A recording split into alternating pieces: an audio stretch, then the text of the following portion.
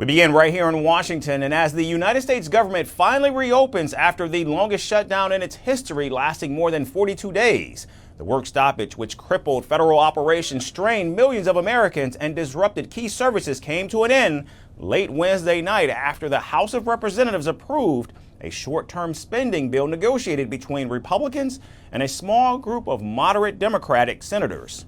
President Donald Trump signed the legislation into law shortly after its passage, allowing government functions to resume and ending a standoff that had stretched on for more than 6 weeks.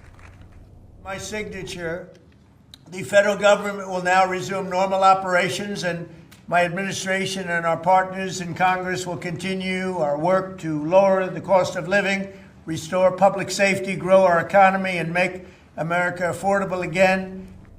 During the signing ceremony, the president repeatedly cast blame for the shutdown on Democrats. Past 7 weeks, the Democrats' shutdown has inflicted massive harm.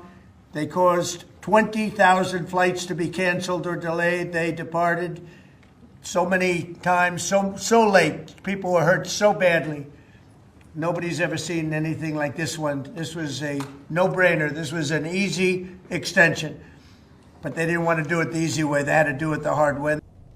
The newly signed law will keep the government funded only through January 30th, but doesn't permanently resolve the underlying disputes that caused the shutdown. The agreement ensures that a wide range of government services, however, will now restart. This includes the Food Assistance Program, or SNAP benefits, the release of economic reports that have been delayed during the shutdown, and the reopening of public attractions such as national parks and museums that have been closed for more than a month. It also guarantees that federal workers will in fact be paid for the first time since the shutdown began. Now, beyond reopening the government, the package provides full year funding for the Departments of Agriculture, along with money for military construction and legislative agencies. The Federal Aviation Administration is also expected to restore normal operations in the coming days after severe staff shortages, which have led to widespread air travel disruptions.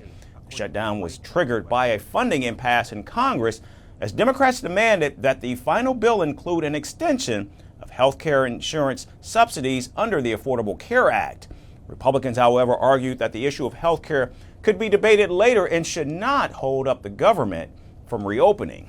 Now, on Sunday, a group of 8 moderate Democratic senators broke from their party and voted with Republicans to pass the bill in exchange for a promise that a vote on the health care subsidies will in fact take place in December.